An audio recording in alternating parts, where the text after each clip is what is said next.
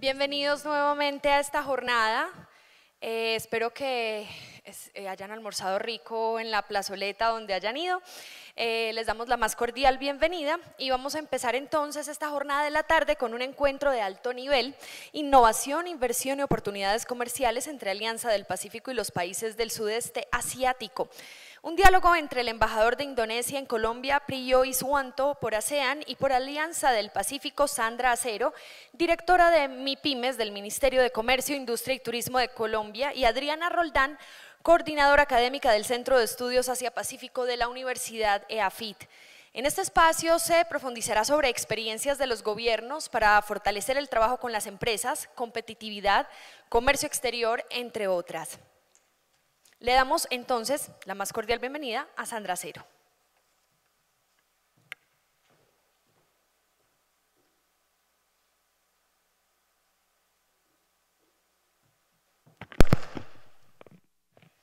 Toca bajarle un poco. Buenas tardes para todos. Antes de empezar, yo quiero agradecer en nombre del sector Comercio, Industria y Turismo la presencia del embajador Iswanto, el embajador de Indonesia en Colombia. Embajador, muchas gracias por atender esta invitación. Particularmente pienso que lo que usted viene a contarnos hoy nos ayuda no solamente a ver cómo la Alianza Pacífico se fortalece hacia adentro, pero cuáles son las oportunidades que también existen hacia afuera, especialmente con los países de Asia-Pacífico. Y también Adriana Roldán. Adriana es profesora asociada en Asia-Pacífico del Centro de Estudios Asia-Pacífico de la Universidad AFIT, que también viene a contarnos cuál es la mirada también desde la academia y el margen de oportunidades que tenemos desde Alianza Pacífico con los países de esta región. Yo simplemente voy a ver si esto me funciona. ¿Dónde lo apunto? Listo. Yo solamente voy a darles un contexto en general para entrar un poco en materia y es contarles básicamente sobre cuáles dos temas fundamentales la Alianza Pacífico está trabajando de cara a los empresarios. Y si bien digamos que en todo el transcurso de la mañana se ha hablado fundamentalmente del eje de innovación, creo que es importante igualmente contarles en qué estamos trabajando específicamente para el desarrollo y el apoyo a las pymes. Si bien hay un foco importante frente a los temas de innovación y emprendimiento, pues sí hay una tarea, digamos, específica dentro de la Alianza Pacífico con este segmento de empresas. Entonces, contarles básicamente que hay como dos líneas de trabajo fuerte que están, digamos, enmarcadas en soporte empresarial y de comercio y los temas de integración económica. Digamos que en soporte empresarial y de comercio, nosotros básicamente lo que buscamos son dos o tres cosas fundamentales. Uno, tener un intercambio importante entre los gobiernos y digamos que entre los ministerios, en el caso de este Ministerio de Comercio, Industria y Turismo, y los pares en otros países para identificar cuáles son esas políticas y esas buenas prácticas que en alguna medida podemos implementar en uno y otro país. Eso es un tema.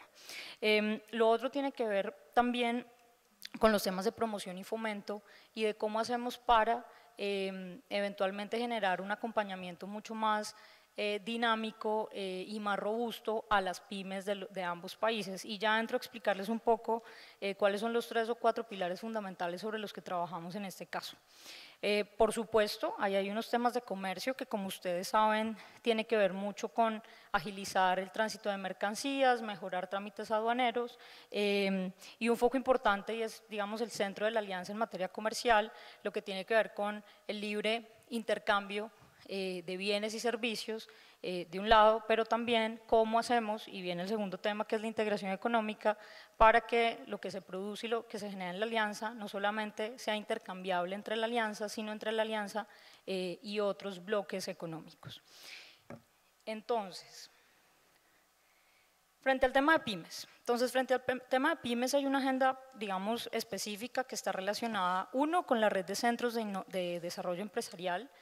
Los 4 países de la alianza tenemos iniciativas específicas en fortalecer centros de desarrollo empresarial. Eso básicamente ¿qué es? Son espacios que existen en las diferentes regiones donde brindan asesoría en temas específicos al empresario y empieza a generarse una especie como de hoja de vida o historia clínica, por llamarlo de alguna forma, que le permite hacer un seguimiento al acompañamiento que le da a la empresa específica.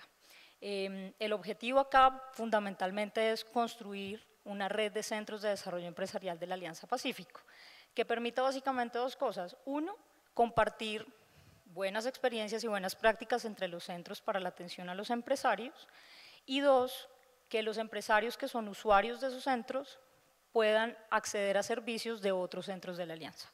En esto estamos trabajando, se están identificando en este momento cuáles serían los centros de desarrollo empresarial que harían parte de esa red, y de esta manera pues empezar a generar este intercambio. Yo creo que los que estuvieron en la mañana acá se dieron cuenta de alguna forma cómo en los temas, por ejemplo, de innovación, ya existe cierta institucionalidad y ciertas acciones muy puntuales de cara a los emprendimientos en temas de financiación y demás. Lo que esperamos con el tema de centros de desarrollo es llegar a materializar mucho más rápido. Esto ha tardado un poco de tiempo, digamos, en esta identificación, porque se está haciendo un análisis juicioso de cuáles son los centros que existen en los diferentes países, pero lo que esperamos es justamente que los servicios que se le ofrecen a las pymes particularmente puedan ser compartidos entre los centros. Ese es un tema. El otro tema es Exporta Fácil. Exporta Fácil es, digamos, un instrumento que también existe en los diferentes países y que creo yo que tiene como un objetivo central, y es fomentar cultura exportadora, especialmente en las micro y pequeñas empresas en algunos casos.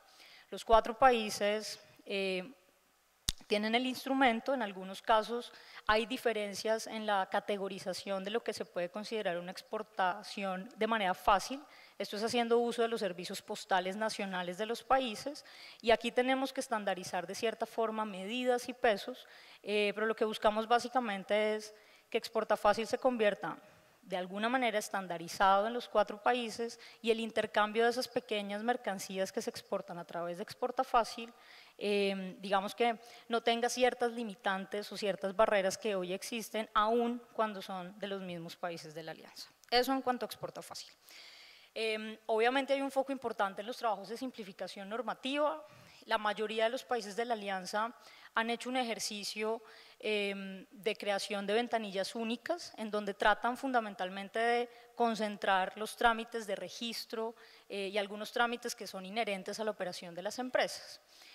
Colombia particularmente está trabajando en una que esperamos sea, digamos, lanzada en las próximas 2 semanas desde el gobierno, pero básicamente el reto aquí es hacer que, en vez de existir ventanillas únicas a nivel de país, exista como bloque una ventanilla única que eventualmente pueda interoperar entre sí. El reto fundamental en el tema de ventanillas, más que concentrar el registro de las empresas en una sola ventanilla, es empezar a incorporar otro tipo de trámites, especialmente aquellos que tienen que ver con seguridad social, y tratar de virtualizar los procesos. Entonces, acá, digamos, en el caso de la ventanilla única empresarial, como les digo, Colombia eventualmente con seguridad social, ahí lleva un avance, y el reto pues es seguir trabajando en este tema. Un tema muy importante que se está trabajando además en el marco de la Alianza es el índice de políticas públicas para el apoyo a las pymes. Este es un trabajo que se viene haciendo con el acompañamiento de la OCDE, también del CELA, y básicamente lo que han estado haciendo en estas semanas, hemos estado en un par de reuniones de eso, es revisando cuáles son las políticas que los diferentes países de la Alianza tienen para el segmento PYME en todas sus dimensiones. Lo que esperamos que resulte de esto, y ojalá nos lo puedan mostrar este año, la OCDE, digamos, está recogiendo toda la información, es primero cómo estamos en materia de apoyo a las pymes entre los 4 países, pero también pues hacia dónde deberíamos ir y en qué deberíamos seguir trabajando. Yo particularmente creo que este va a ser una línea muy importante para los gobiernos en general de los 4 países, de hacia dónde deberíamos empezar a apuntar las políticas de apoyo a las pymes, o eventualmente dónde tenemos más coincidencias para empezar a trabajar sobre eso. Y finalmente, pues el Fondo de Capital Emprendedor, que no sé si esta mañana tuvieron la oportunidad de conocerlo, pero pues básicamente este es el primer vehículo regional de los países de la Alianza para hacer inversión específica en pymes. Aquí han habido unos avances, hay un par tal vez son 4 empresas que ya fueron seleccionadas y van a recibir recursos de este fondo, pero lo que buscamos básicamente es que además de una gestión importante en materia de política pública, que puede que no llegue directamente a los emprendedores y a los empresarios, es importante para alinear un poco los instrumentos que tenemos desde el gobierno nacional, pues también la alianza vaya acompañada de unos instrumentos específicos que permiten llegar directamente al empresario. Esto en materia de pymes. En materia de innovación, como les digo, en general se trata de lo que se ha venido hablando en toda la agenda y se seguirá hablando en el resto del Lab 4, y es tratar fundamentalmente de hacer que los ecosistemas de innovación de los 4 países empiecen a compartir sus instrumentos o a crear instrumentos nuevos para apoyar de una manera, digamos, conjunta a los emprendedores, de tal forma que los de otros países puedan acceder a la oferta colombiana y viceversa. Eso, digamos, frente a los temas de pymes e innovación. Obviamente hay un trabajo importante que tiene que ver con las agencias de promoción y es pues justamente el espacio que nos reúne acá y lo que ocurrirá en los otros 2 días del Lab 4, que es lo que tiene que ver con las ruedas, todo el tema de las misiones, obviamente el tema de la cultura exportadora pues será algo que las agencias de promoción seguirán haciendo. A su vez, pues la información de oportunidades, que pues creo yo que es una tarea permanente de las agencias de promoción y que lo que se busca acá fundamentalmente es pues tratar de compartir esas oportunidades, eventualmente esa información para tener mejores opciones. Y el último punto, en el caso de soporte empresarial, tiene que ver con los temas de facilitación de comercio, en donde básicamente, ¿qué hay? Ventanillas únicas de comercio exterior, que los que son exportadores o conocen de este proceso, pues saben que tienen un reto importante. En el caso colombiano, por ejemplo, la UCE lleva varios años, pero sigue siendo, digamos, mejorada, a ver si hacemos que los trámites aduaneros sean cada vez más fáciles, la necesidad de homologar certificaciones, por ejemplo, o reglamentos técnicos para que los reglamentos técnicos se entiendan de la misma forma en los 4 países. Esos son barreras, digamos, no arancelarias, pero que hoy, y una vez en este ejercicio de la Alianza Pacífico hemos encontrado que resulta mucho más importante en ocasiones trabajar sobre ese tipo de reglamentación que sobre eventualmente temas arancelarios, sin decir que no se deje de trabajar. Obviamente temas de certificados de origen, declaraciones aduaneras, el trabajo que hay que hacer con las aduanas para que estandaricen un poco los procesos, son obviamente pues digamos pilares del trabajo que estamos haciendo en la alianza. Ahora, frente a los temas de integración económica, pues hay digamos 2 líneas de trabajo específicos. Uno, lo que tiene que ver digamos con la agenda digital, y acá pues lo que buscamos primero es que, digamos que esas condiciones o de infraestructura tecnológica estén dadas para poder avanzar en otras cosas.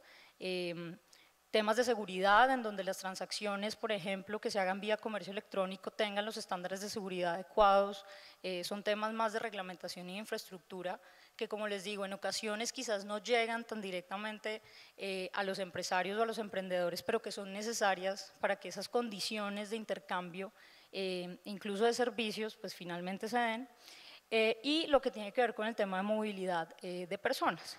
Acá pues obviamente temas de becas estudiantiles, pasantías, temas de visados para que haya finalmente libre movilidad es una de las estrategias que también se trabaja dentro de la alianza. Esto simplemente para contextualizar un poco a los siguientes panelistas de hacia dónde desde el punto de vista empresarial y de la política pública se está revisando y se están trabajando los instrumentos en el marco de la alianza. Ahora, ¿cómo hemos trabajado en el marco de la alianza con ASEAN? Que es un poco el centro del diálogo que continúa. Nosotros arrancamos aproximadamente hace, ¿qué les digo yo? Si la memoria no me falla y el ojo no me falla porque casi no veo mi presentación, 2 años con un marco de trabajo muy específico con ASEAN, en donde se han definido, digamos, ciertos temas muy puntuales y cada año, digamos, se sientan los países a revisar ese plan de acción. Acá hay unos temas puntuales que tienen que ver con cadenas de valor, por ejemplo, en donde por supuesto es un tema de interés para el ministerio. Han habido, por ejemplo, algunas ruedas, o bueno, una rueda de negocio que se realizó en Pereira, donde tratamos de acercar con las agencias de promoción empresarios de ese bloque con empresarios colombianos. Mañana y pasado mañana esperamos que también exista representación de empresas de ese bloque para hacer, digamos, análisis de inversión o análisis de negocios eventuales entre los países de la alianza. Y digamos que yo frente al tema del trabajo, y creo que EAFIT nos va a contar un poco más cómo hemos avanzado desde Alianza Pacífico con ASEAN, lo que quiero dejar claro es que la alianza, más allá de ser un ejercicio de integración que por supuesto está buscando que se generen políticas e instrumentos útiles para los empresarios y emprendedores de la región, lo que busca finalmente es consolidar una oferta de bienes y servicios que de cara a nuevos bloques como ASEAN u otras zonas, digamos, del mundo, empiezan a verlo de una manera mucho más consolidada. Esa es, digamos, un poco la visión desde lo estratégico. Y es que se empiece a ver la Alianza Pacífico como uno solo, no como una reunión de 4 países eventualmente independientes. Con ese propósito fue creada la alianza, entre otros, pero uno de los propósitos con los que se creó la alianza fue justamente ese, empezar a consolidar, digamos, una oferta entre los 4 países para acercarse a otras latitudes. Y ese es un foco que no se ha perdido en los distintos años que llevamos trabajando en la alianza. Y por eso creemos que revisar hoy un tema particular con ASEAN pues se vuelve sumamente importante. No por eso existe, por ejemplo, la figura de Estado asociado a la alianza. Y se está haciendo un trabajo ya entre Alianza Pacífico y 4 países, entre ellos está uno de ASEAN que es Singapur. Esperamos, por supuesto, que vengan otros países como Indonesia y demás, en donde se están revisando justamente esas condiciones de Estado asociado a la Alianza Pacífico para empezar a revisar un acercamiento mucho más concreto entre otros países y la Alianza Pacífico. Así que yo, digamos que con esto simplemente no me quiero extender más, pero lo que quiero decir es, el foco de la alianza desde el principio ha sido ese. Como les digo, la alianza tiene una combinación entre instrumentos muy específicos que van al empresario y otros que van muy hacia la política pública, desde las entidades de gobierno que la hacemos, y que no por eso pierden importancia. Es justamente la necesidad de trabajar sobre esos instrumentos de política pública desde el principio, que permiten que luego salgan instrumentos como los que ustedes han visto en esta jornada relacionados con los temas de innovación. Termino con esto, le doy paso entonces al embajador. Embajador, nuevamente gracias por su participación y bueno, esperamos llevarnos unos mensajes muy concretos de cómo podríamos trabajar de aquí hacia adelante con Indonesia.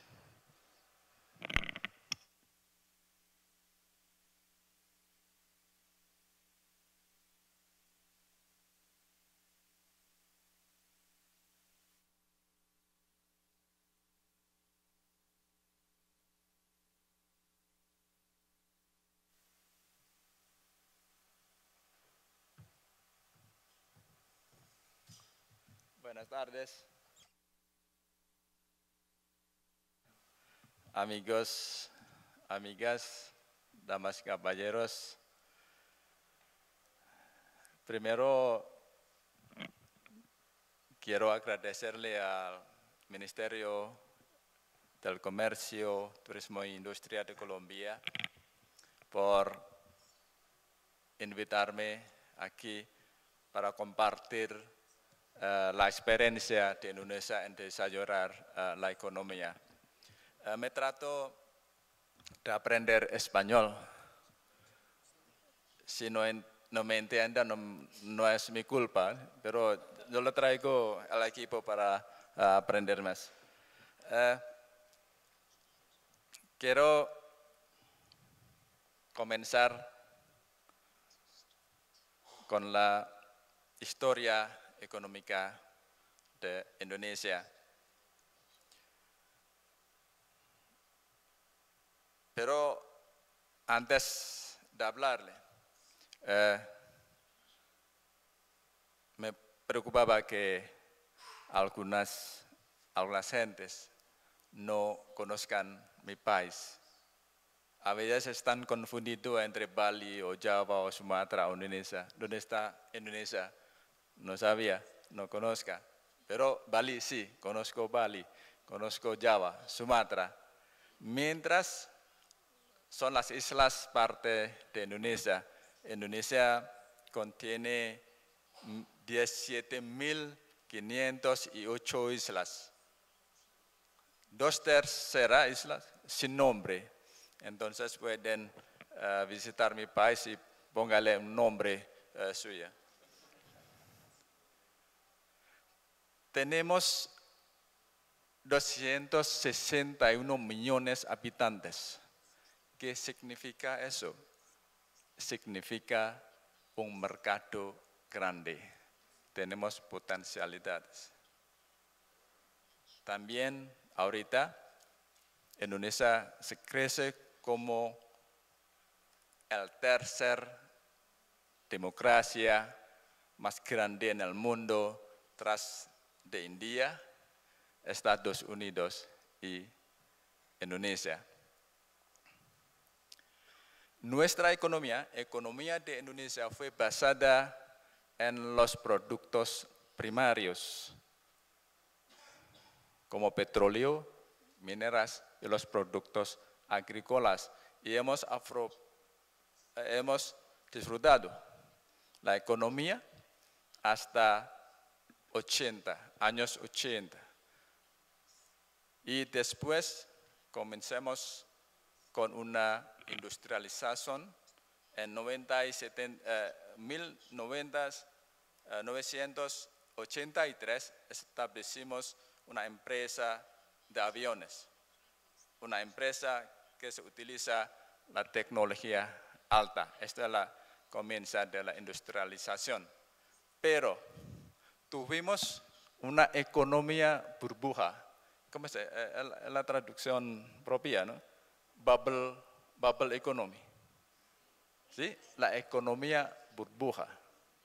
Cuando la mayoría de la economía nacional se dominada por la empresa grande, pero ellos tuvieron las dudas externas tan grandes también.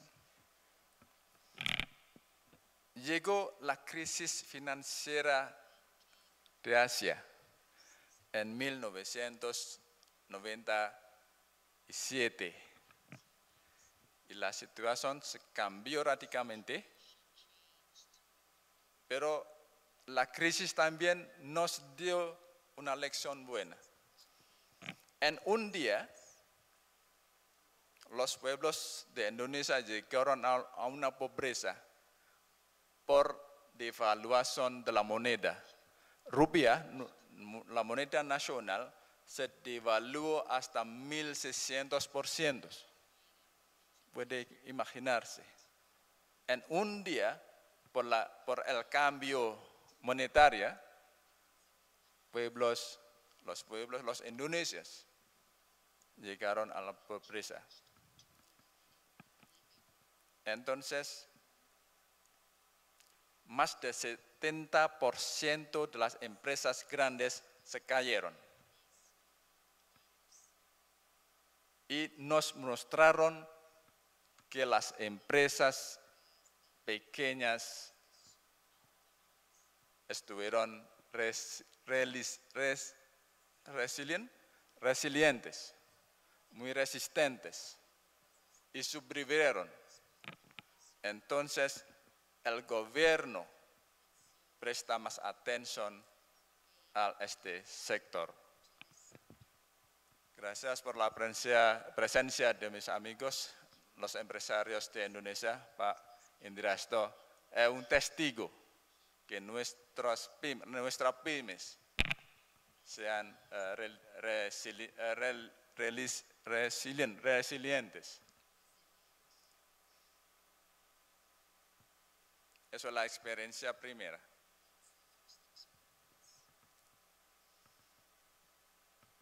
Después, reformamos política de economía y también social. El desafío más grande de nosotros era cambiar la mentalidad. Entonces pusimos un jerga, jargón. No business as usual. ¿Cómo se llama en español? No business as usual. Entonces, ¿cuál es la clave? La clave es competitividad y la innovación. Mejoramos nuestra competitividad y logramos el reconocimiento de la competitividad por las instituciones internacionales y podemos mantener ahorita el crecimiento económico encima de 5%. Año pasado crecimos 5.2%, este año proyectamos 5.4% y el próximo año proyectamos a 5.6%. Y con tal situación podemos lograr nuestro PIB a un grupo de $1 trillón en el año pasado. Nos sorprende mucho porque dentro de la economía grande, con PIB hasta $1 trillón, la mayoría, 62.7% de nuestro PIB son de las pymes. Ahorita tenemos en Indonesia, tiene casi 60 millones de empresas pequeñas, las pymes. Entonces, en cada 4 personas tiene una empresa. Por eso ellos pueden generar empleados y el nivel de desempleados en Indonesia ahorita es muy bajo, 5.6%, gracias por las pymes.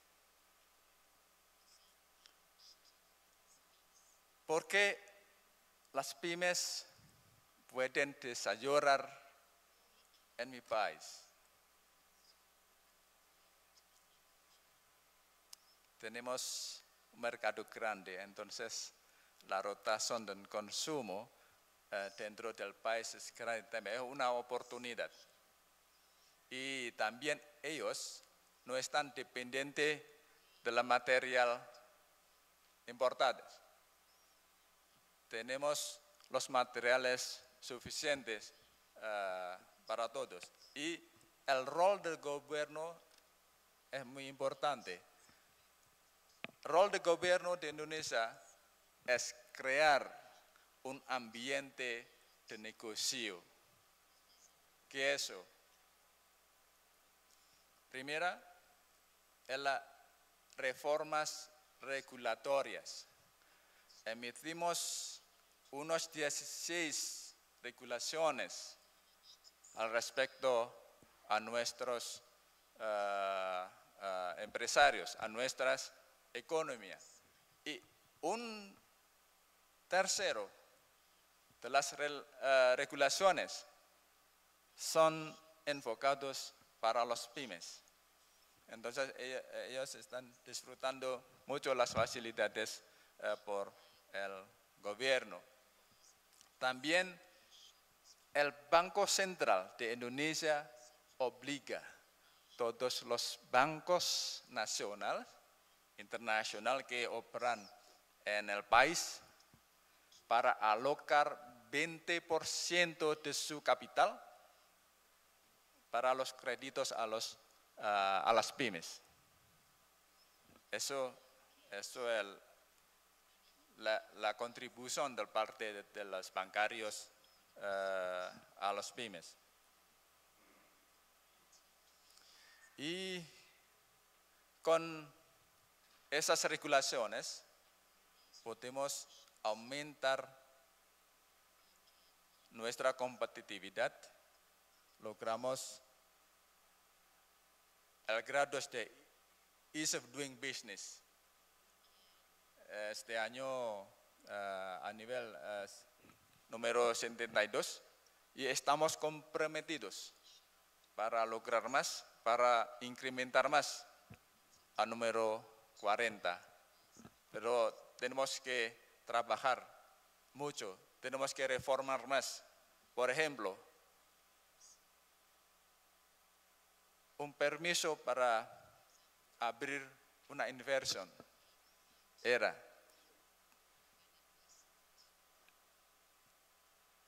llevo casi 2 años, pero ahorita el permiso para abrir una inversión lleva solamente 3 horas. Solamente resolvemos en una puerta. Antes, los inversionistas tuvieron que venir a cada puerta. Es difícil. Es una reforma. Y también cambiamos el mente de nuestros empresarios, también de nuestras burocracias.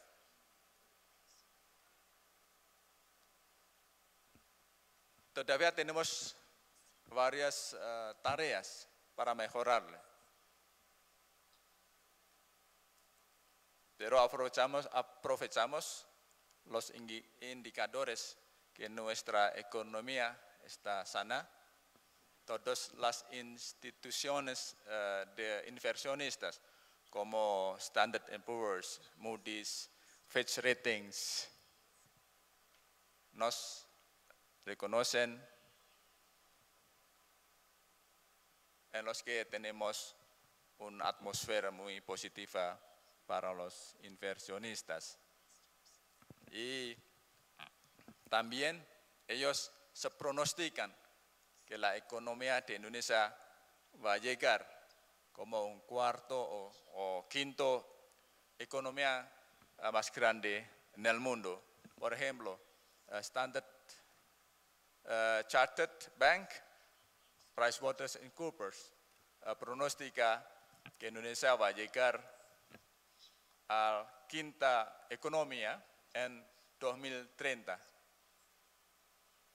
También Pricewaterhouse pronostica que Indonesia va a llegar a la economía cuarta economía en 2050 y tendremos la población entre 318 millones en ese año, esa época.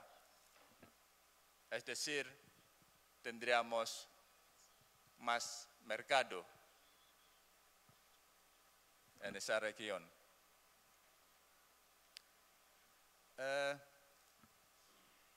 A pesar de la reforma regulatoria, el gobierno también obliga a las pymes para controlar sus productos, para controlar la calidad de sus productos a través de estandarización. Tenemos una agencia que verifica todos los productos y los certifica.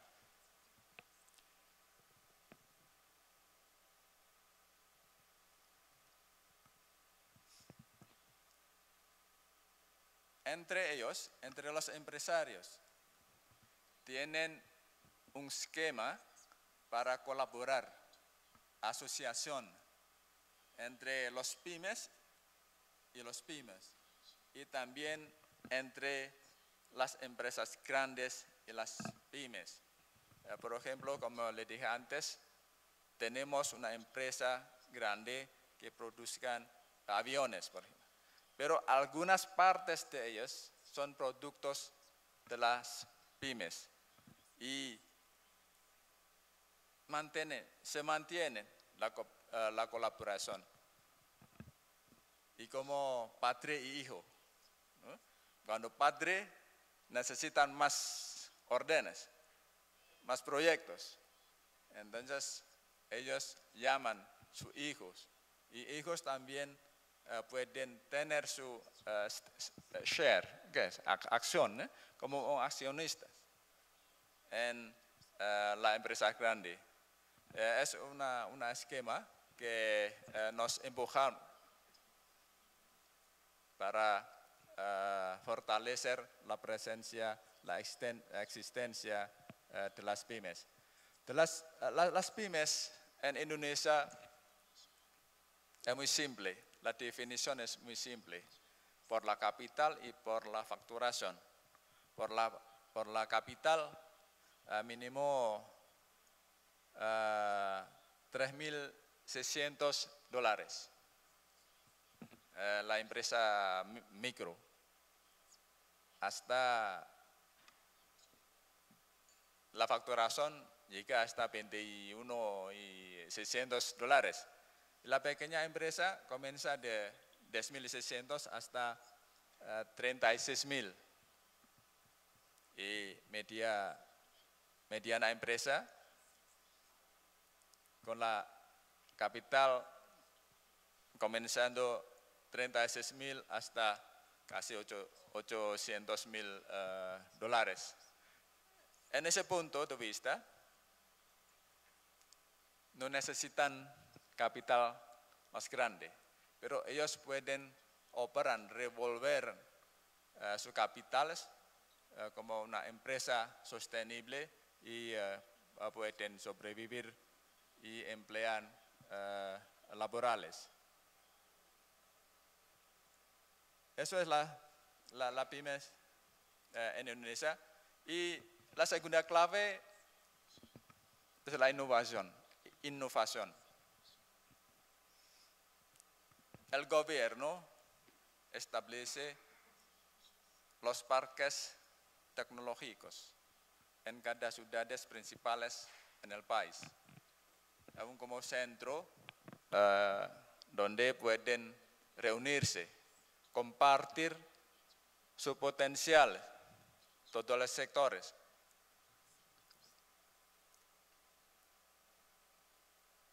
Esa situación puede motivar la creación de la economía naranja o economía creativa. Y las pymes son la mayoría de las pymes. Y como directora Sandra nos dijo la importancia de startups. Ahorita las empresas en mi país están aprovechando la presencia de celulares, de internet. Pueden mercadear sus productos a través del internet. Eso es una creación, una creatividad y quiero subrayar aquí que la economía naranja, la primaria es basada en la creatividad. Creatividad conjunto con la arte, cultura, business y tecnología. La combinación entre varios sectores. La economía creativa, que más se avanza en mi país, tenemos 3 sectores de la economía naranja. Primera es moda. Moda muy en alta demanda. Segunda es culinaria, porque todo el mundo quieren comer, ¿no? Quieren alimentarse y también vestirse. Por eso los 2 sectores dominan la economía creativa. Y tercera, artesanía, ¿sí? Una necesidad humanas tercera.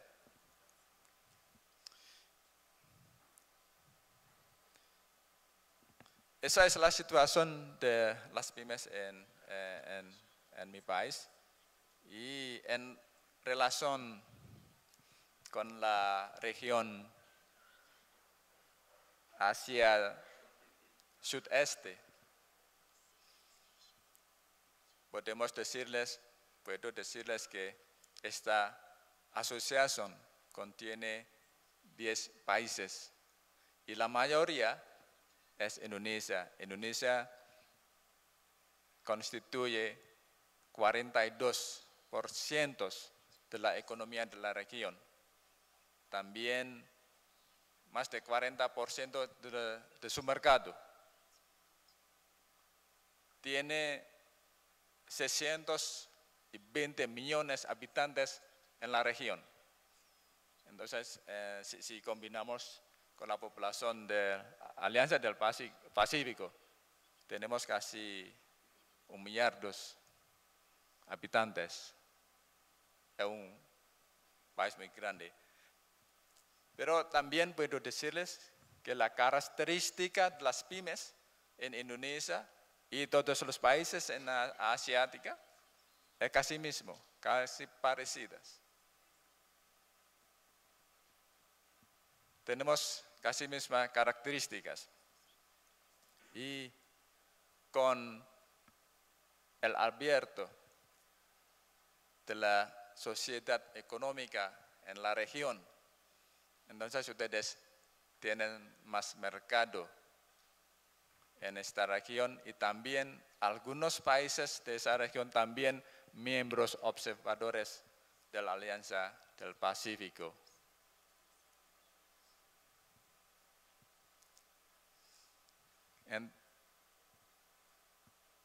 Como una conclusión, ¿qué podemos hacer? ¿Qué podemos fortalecer entre Indonesia y los países de la Alianza del Pacífico o entre los países de la Alianza del Pacífico con ASEAN?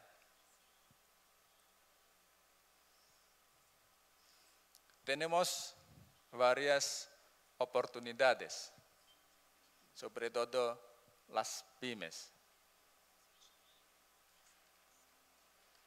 Primero es invertimos en ambos lados.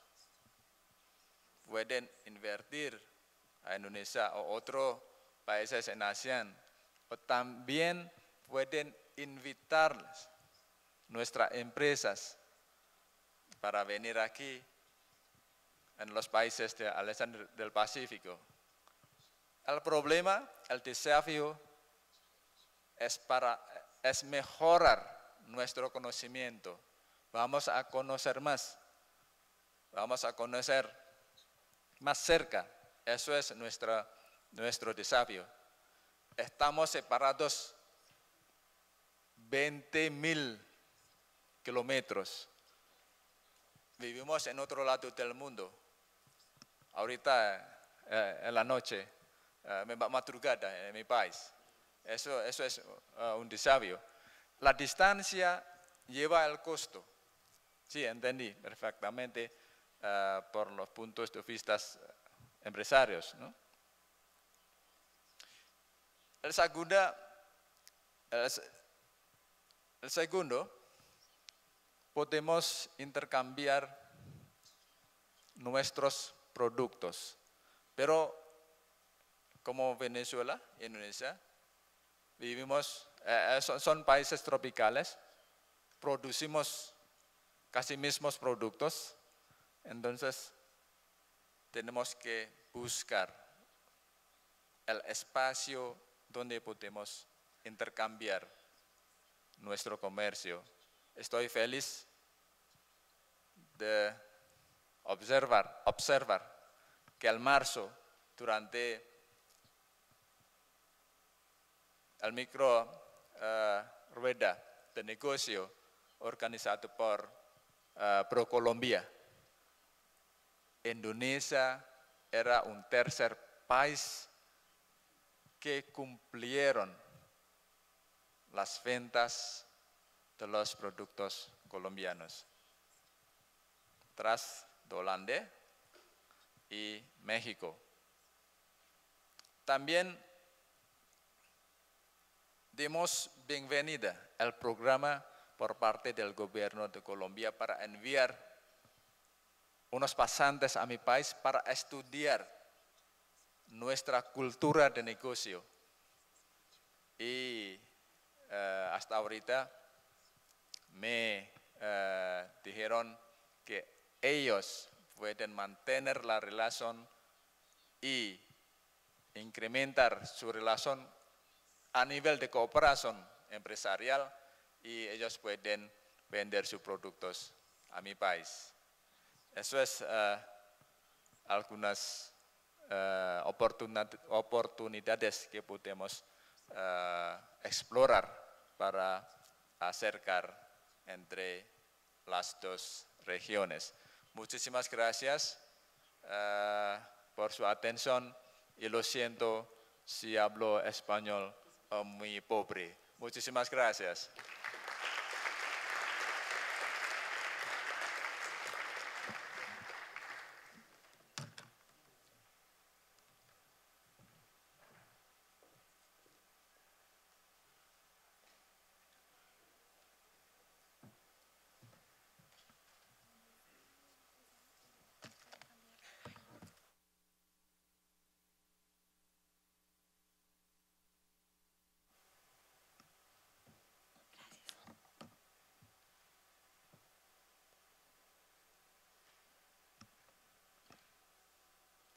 Bueno, muy buenas tardes a todos.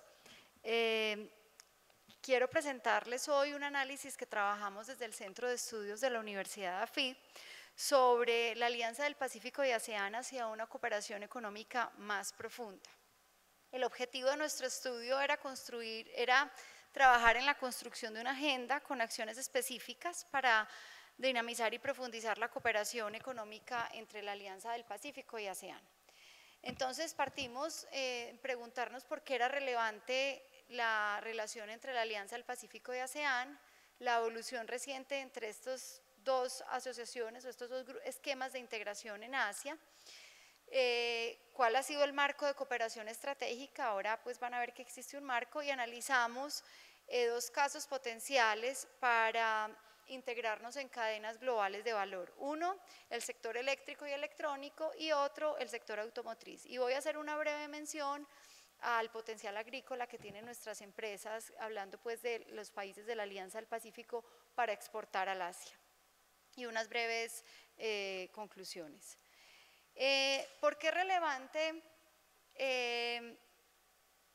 la relación entre la Alianza y del Pacífico y ASEAN?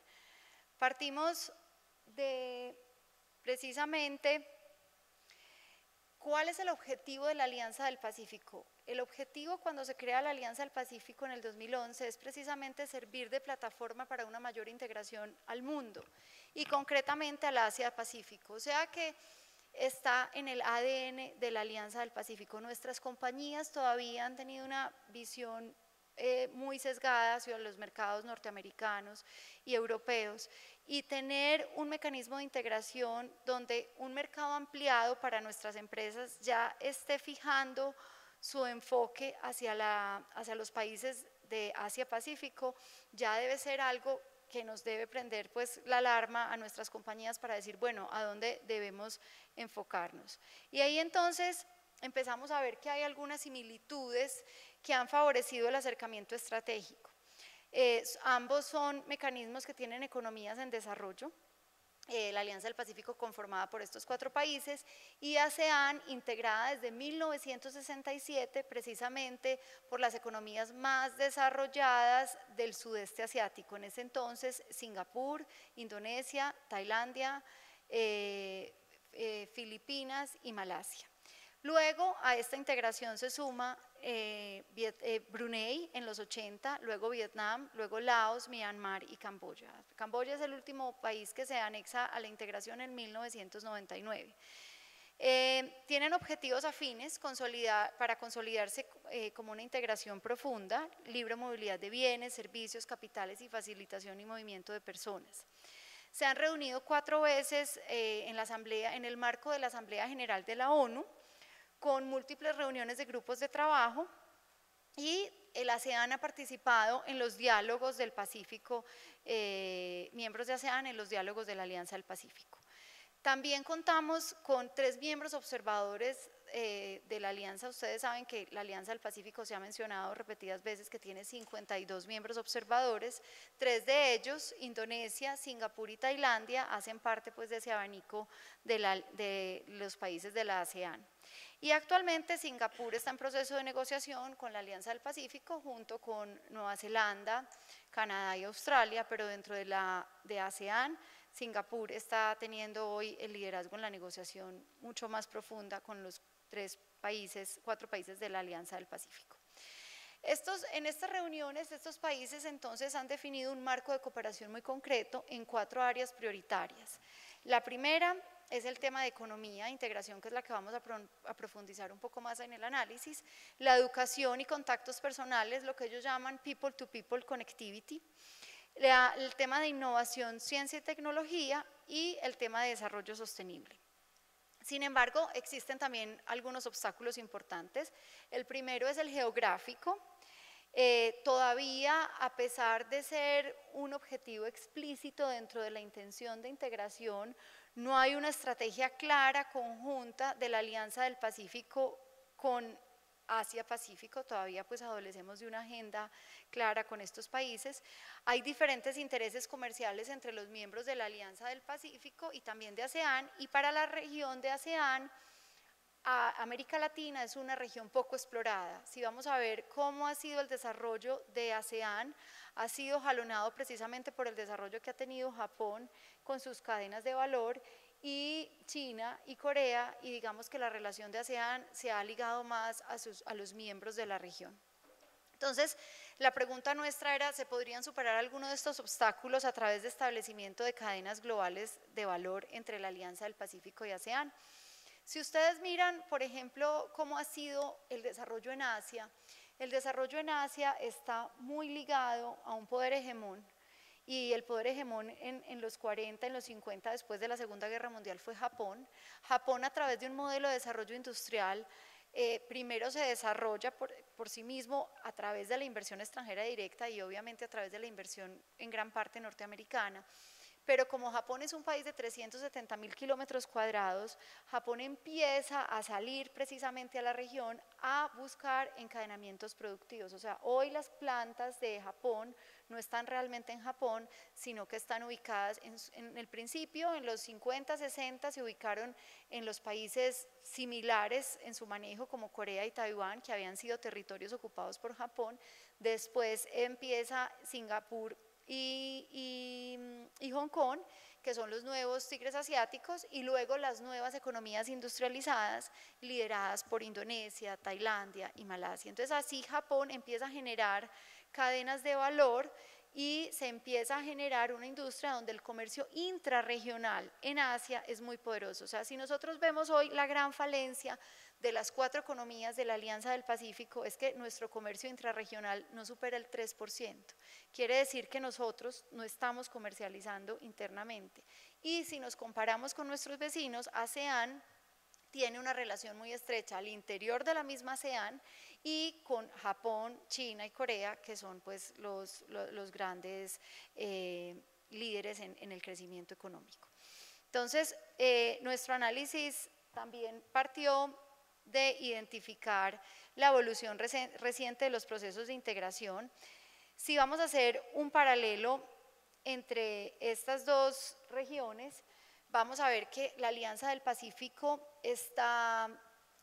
la institucionaliza precisamente el protocolo comercial de la Alianza, que como ya se ha mencionado aquí entró en vigor en mayo de 2016, y finalmente este protocolo de más de 200 páginas simplemente lo que hace es mostrar todo el proceso de reglas de origen, todo el tema de liberalización comercial. Estamos hablando que más del 92% del universo arancelario ya está liberalizado. Eso ya estaba en los acuerdos previos con el antiguo G3 y con la Comunidad Andina de Naciones. Solamente habían quedado unas partidas muy pocas por liberalizar. Esas se lograron liberalizar en el acuerdo marco inicialmente y luego en el protocolo comercial.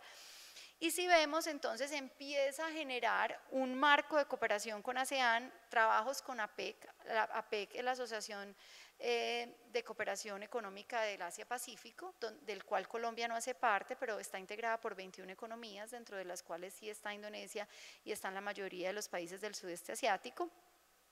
La alianza también ha estado estableciendo relaciones con estados observadores de la Alianza de Asia-Pacífico, el aprovechamiento conjunto de oportunidades comerciales y promoción del turismo y embajadas y consulados compartidos. Asimismo, la Comunidad Económica de ASEAN, les conté al principio que había surgido en 1967, digamos que cuando se consolidan estos países, que en su principio eran 5, fue una respuesta como la coyuntura de la Guerra Fría, donde estos países se dieron cuenta que solos no podían competir con las grandes potencias, sino que se decidieron sumar, y en sus inicios los avances en los 60, en los 70, incluso en los 80, fueron netamente prácticos para solucionar conflictos internos. Posteriormente surge un área de libre comercio de ASEAN y se generan los primeros pasos para una comunidad del ASEAN, que básicamente es una comunidad económica, una comunidad política y una comunidad de cooperación. Entonces, hoy la ASEAN tiene una visión de comunidad de ASEAN que empieza en el 2015, pero es mucho más ambiciosa al 2020, donde tiene 2 pilares fundamentales. Uno es la zona de libre comercio y otro es un esquema de cooperación industrial acompañado por un área de inversión. O sea, ellos como grupo, digamos que cuando nosotros en el Centro de Estudios Asia-Pacífico estudiamos el fenómeno de integración en Asia, y lo denominamos que ASEAN tiene la institucionalidad, y en los mecanismos, en los foros de integración se habla que ASEAN es como el taxi driver. Cuando uno se coge un taxi, cuando uno va a tomar un taxi en la calle, pues precisamente el taxi es el que decide si para o no.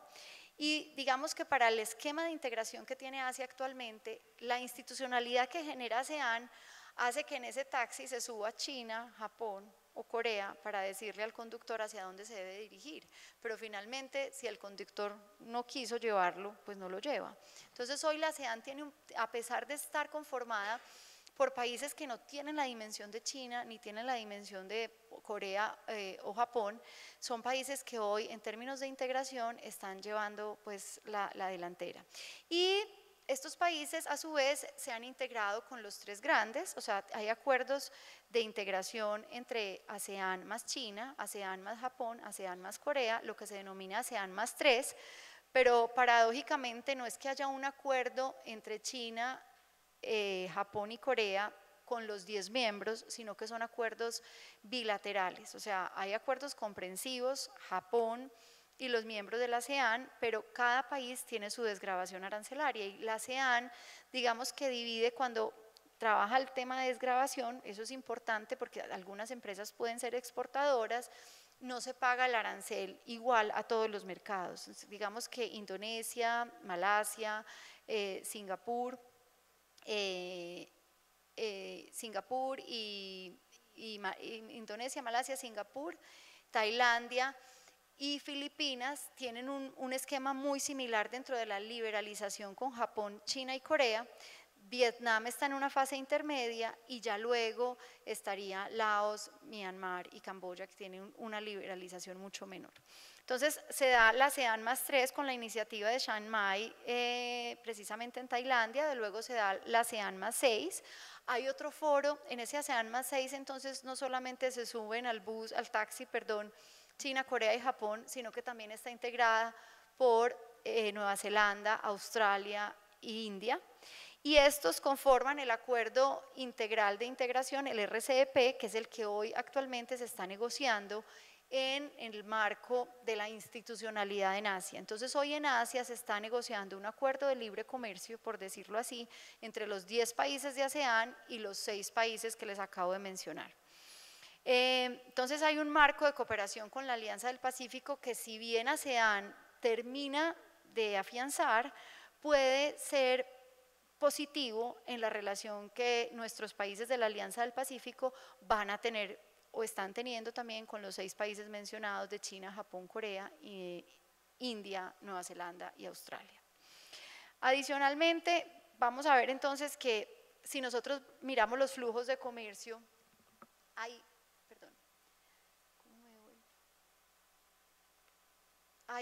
un déficit importante, hay un déficit de más de 20.000 millones de dólares para las economías de ASEAN, de la Alianza del Pacífico. Si vamos a ver dónde está ese déficit, vemos que las exportaciones de la Alianza del Pacífico ASEAN todavía son muy pocas. En el 2016 llegaron a 4.576 millones de dólares, liderados precisamente por México, luego sigue Chile y Perú y Colombia. Digamos que de cierta forma el 2016 Perú aventaja a Colombia, y vamos a ver que en materia de integración comercial también Perú pues nos lleva una ventaja importante. Si vamos a ver las importaciones son mucho más altas. Las importaciones nuestras desde ASEAN llegan a los 27.200 millones de dólares, y ahí México también es el principal importador. Entonces aquí vemos pues que hay un déficit muy alto. Sin embargo, hay algo positivo, y es que si nosotros enmarcamos la relación de los países de la Alianza del Pacífico con los países de Asia-Pacífico, en este caso los 10 países de ASEAN, junto con China, Japón, Corea, India, Nueva Zelanda y Australia, nosotros hoy estamos vendiendo, obviamente en gran proporción, Chile y Perú, mucho más al Asia que lo que nosotros vendemos al interior de nuestros mercados. Por ejemplo, para Chile, los países de Asia son el 50.4% de las exportaciones, o sea, casi el 51% de las exportaciones de Chile van a los países de Asia, y en el caso de Perú, un 37% de las exportaciones. Colombia apenas un 8.4% y México 5%. Dentro de lo que importamos, también las importaciones empiezan a jugar un papel importante, pero son mucho más justas en la medida que Chile, Colombia, México y Perú tienen unas proporciones muy altas dentro de las importaciones y similares. Pero vemos que ahí está pues el gran déficit. En materia de procesos de acercamiento de la Alianza del Pacífico y ASEAN, con énfasis en cooperación económica, vemos cómo dentro de la agenda económica que les decía, de la agenda económica y people to people connectivity, o sea, todo el tema de integración, hay prioridad en materia de cooperación en el intercambio de buenas prácticas y facilitación del comercio, en el tema de cadenas globales de valor, en inversiones, en integración de los mercados capitales regionales y en buenas prácticas de emprendimiento y fomento de las pequeñas y medianas empresas.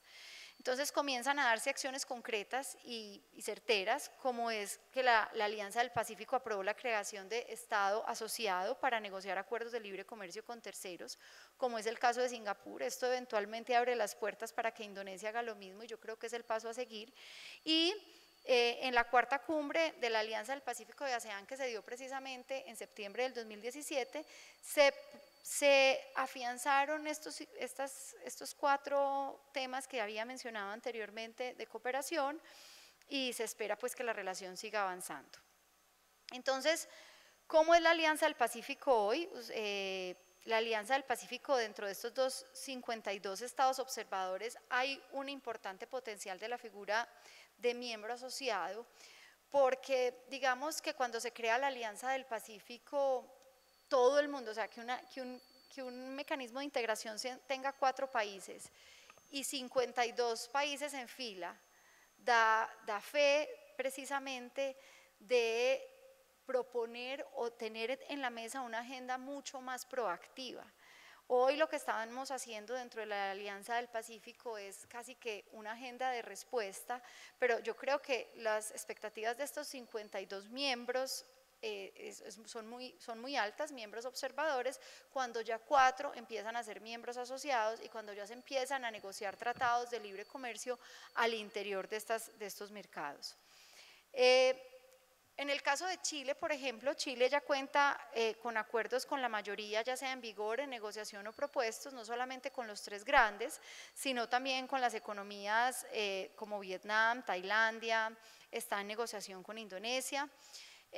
Con Malasia también ya tiene un acuerdo de libre comercio. Colombia, por su parte, todos sabemos pues que el acuerdo que tenemos es precisamente con Corea, no tenemos ningún acuerdo con ASEAN. De ahí la ventaja de hacer parte de la alianza para poder integrarnos mucho más fácil con ASEAN. En el caso de México,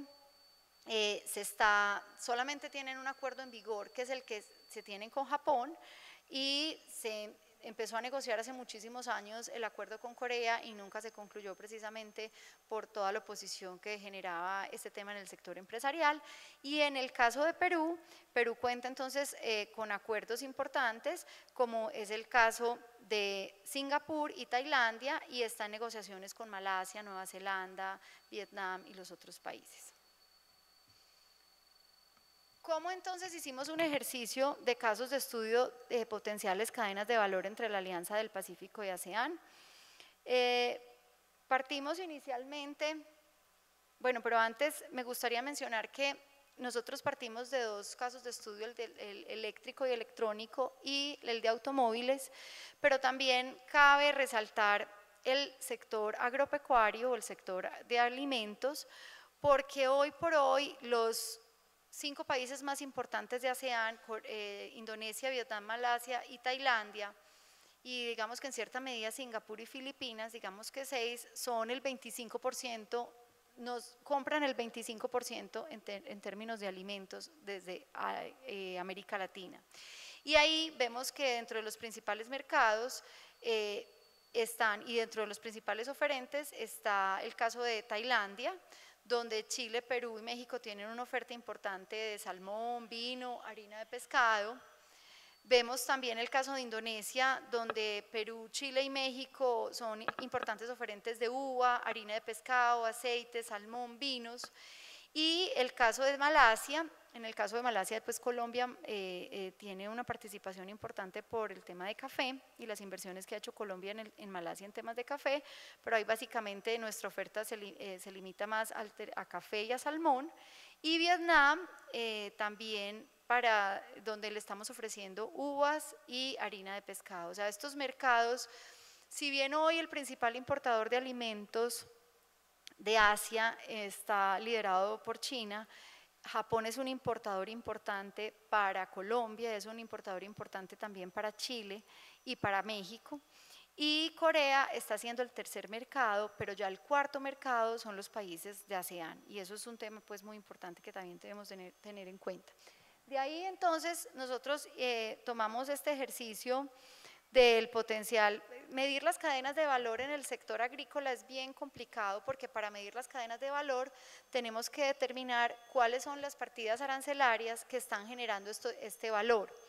Y en este caso analizamos los bienes intermedios y los bienes finales de acuerdo a una clasificación que analizan estos 2 autores, y tomamos las partidas intermedias y de acuerdo a la diversificación de las exportaciones regionales, a la creación de capacidades regionales, sectoriales, y a la complementariedad de las inversiones extranjeras, determinamos cuáles de estos productos podrían tener un potencial importante de exportación. De ahí entonces, con las partidas seleccionadas, analizamos un indicador que se llama potencial de comercio indicativo, que se hace siguiendo los parámetros propuestos por otros 2 autores, donde precisamente el objetivo era identificar los productos con mayor complementariedad comercial entre exportaciones de un país e importaciones del mercado de interés. Ahí, por ejemplo, vimos que el principal exportador es México, y casi pues que es el 90% de las exportaciones, y también es un importante jugador en términos de importaciones. Perdón. Vemos, por ejemplo, cómo las cadenas globales de valor del sector eléctrico y electrónico en el sector la cadena de valor del sector eléctrico y electrónico es la más dinámica a nivel global, y en el 2016 la alianza logró generar 12.000 millones en exportaciones y más o menos 42.000 millones en importaciones. Cuando digo la alianza es al mundo. De esto que está exportando al mundo, la AP es un actor importante en este sector. Nos dimos cuenta pues que como es un importante proveedor como punto de ensamble para el sector eléctrico y electrónico. Sin embargo, la ASEAN es un porcentaje muy pequeño de bienes intermedios de este sector, donde todavía el comercio es muy limitado. Entonces, según lo que nos indica el indicador, hoy por hoy las exportaciones de bienes intermedios solo se limitaron a 190 millones de dólares, estamos hablando del ejercicio que fue realizado en el 2016, que representa el 4.2% de las exportaciones totales que nuestros países hacen a ASEAN, y está concentrada principalmente en México. Sin embargo, si ustedes ven este 1.7 que se registra, por ejemplo, en el caso de Colombia, vemos ahí que hay algunos componentes importantes, y en el caso de México los principales mercados son precisamente Malasia, Singapur, Tailandia y algo pues mercados muy incipientes pues como Camboya, Filipinas, pero vemos que por ejemplo México está exportando partes y componentes del sector eléctrico y electrónico, lo que determina que si nuestras empresas pueden hacer algún encadenamiento productivo hacia México o con México, se podría estar generando valor de la Alianza del Pacífico como oferente de este sector. Asimismo, las importaciones han sido mucho más altas, las importaciones realizadas por la Alianza del Pacífico de estos bienes intermedios, que es más o menos el 36% de las importaciones totales, donde también está liderada por México, y pues hay unas importaciones pequeñas de Colombia, Perú y Chile. Concluimos entonces ahí que la Alianza del Pacífico tiene un potencial de aumentar sus exportaciones de bienes más o menos hasta 12.568 millones de dólares, quiere decir los productos que estos mercados están importando hoy que nosotros no estamos exportando, y ahí vimos por ejemplo en el caso de las exportaciones que hay un potencial para partes para teléfonos, circuitos integrados, partes para computadores, partes para otros equipos de comunicaciones, y hay un porcentaje importante de nuestras exportaciones, lamentablemente, que son desperdicios y desechos de cobre, pues obviamente en este caso hablando de las economías de Chile y Perú. Adicionalmente, dentro de las importaciones está el tema de circuitos integrados, circuitos electrónicos, dispositivos de material semiconductor y también partes para computadores. Por lo tanto, miramos que las exportaciones tienen un nivel muy bajo de penetración en las cadenas de valor de ASEAN. Las importaciones de bienes intermedios del sector eléctrico y electrónico desde ASEAN tienen un potencial de aumentarse hasta 41.000 millones, y la cifra de importaciones demuestra que las empresas de la Alianza del Pacífico sí se están sirviendo de insumos originados de ASEAN. De ahí entonces pasamos al otro sector, que es un sector muy dinámico. Cuando ustedes miran, por ejemplo, la evolución del sector automotriz en Japón, les hablaba que Japón es un mercado o un país muy limitado geográficamente, con 370.000 kilómetros cuadrados. Corea tiene 90.000 kilómetros cuadrados, que también es un importante productor de vehículos, y Taiwán es incluso la mitad de Corea. Entonces, lo que han hecho estas economías es que han integrado sus industrias a países como Indonesia, Tailandia, sobre todo Tailandia es muy importante en el sector automotriz, e Indonesia es muy importante en el sector eléctrico y electrónico. En el caso entonces del sector automotriz, vemos cómo las exportaciones al mundo de bienes intermedios del sector automotriz nuestras fueron de 51.000 millones, y las importaciones rondaron los 43.000. La región se ha consolidado como un actor importante en la producción de bienes finales y bienes intermedios, todo el tema de partes y componentes. Y ahí vemos, por ejemplo, también como México tiene la delantera, solamente estamos exportando a ASEAN 144 millones, lo que equivale al 3.1% de las exportaciones, y la mayoría de estas exportaciones se origina en México. Mirando entonces que las importaciones también que hacemos desde ASEAN son importantes, equivalen a 694 millones, casi que las triplicamos, y también actores importantes como México, Colombia, Chile y Perú, ahí empiezan pues a marcar. La AP tiene entonces un potencial de aumentar las exportaciones de bienes intermedios del sector automotriz a la ASEAN, existe un potencial también de aumentar las importaciones. El sector automotriz tampoco se ha consolidado en la generación de bienes intermedios y generar cadenas de valor para la industria automotriz, y para las demás está concentrada en algunos bienes intermedios como desperdicios de cobre y acero, muy bajos niveles de valor agregado y precios muy volátiles. Por lo tanto, sabemos que, y queremos resaltar acá, que para poder jalonar estos encadenamientos productivos, la inversión extranjera, precisamente de los países de ASEAN, se convierte como en un posible catalizador de las cadenas globales de valor. Entonces es un mecanismo clave, las inversiones de la ASEAN en la Alianza del Pacífico aún son muy limitadas, están ligadas a portafolios financieros, minería, algo de turismo y de propiedad raíz que empieza a marcar pero poco. Por otra parte, el sector automotriz y eléctrico y electrónico han recibido inversiones de empresas de países asiáticos, no de ASEAN. Por ejemplo, en el caso de México, concretamente, una empresa como Singapur, en este caso, que se llama Flextronics, hizo una inversión importante en equipos eléctricos y electrónicos, y Keppel OIM, que es muy importante en Singapur, también en componentes eléctricos en México. Este Flextronics precisamente tiene equipos eléctricos y electrónicos para la industria médica. Algunas empresas de la Alianza del Pacífico pertenecientes a estos sectores han hecho inversiones en Asia, pero en ningún caso en los temas pues, de ASEAN, o sea que todo el potencial está por abrirse. Dentro de las conclusiones y recomendaciones, entonces vemos que todavía hay un marco importante de trabajo que no se ha explorado en la relación de Alianza del Pacífico-ASEAN. La cooperación económica es como un eje fundamental para la generación de cadenas de valor. Para los sectores analizados, México se convierte en el único miembro de la AP con comercio intrarregional con ASEAN. Es importante algo que no resalté, y es que hoy las exportaciones, revisando las exportaciones totales que los países de la Alianza del Pacífico hacen a ASEAN, son mayores que las exportaciones al interior de la Alianza del Pacífico, o sea que nuestras exportaciones a ASEAN son mayores que nuestro comercio intrarregional. Estamos hablando de exportaciones al interior de la Alianza por más o menos 30.000 millones y exportaciones a ASEAN más o menos por 31 millones de dólares, o sea que sabemos más de los países asiáticos en términos de exportaciones que dentro de nosotros, pues dentro de los mismos países de la región.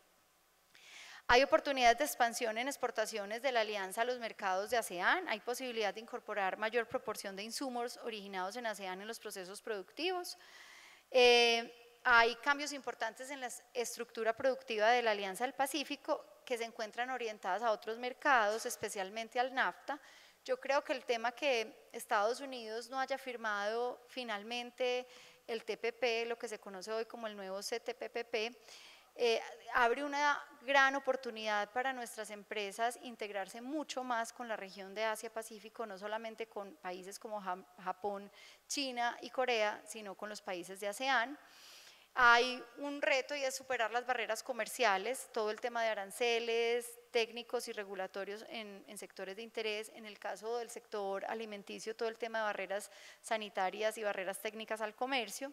México se convierte entonces en una plataforma importante para llegar a los mercados de ASEAN y la inversión extranjera como catalizador para el establecimiento de cadenas globales de valor.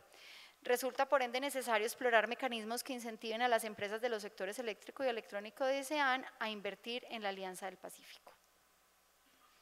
De ahí entonces los invitamos a nuestra página web y a ver otras publicaciones que hemos realizado en el Centro de Estudios Asia-Pacífico, no solamente relacionadas con ASEAN, sino también con los países de Asia-Pacífico, concretamente en sectores en agrícola, en servicio y en cadenas de valor.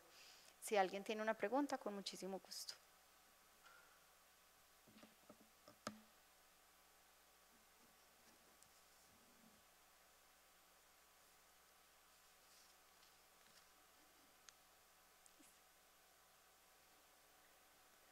Bueno, muchísimas gracias.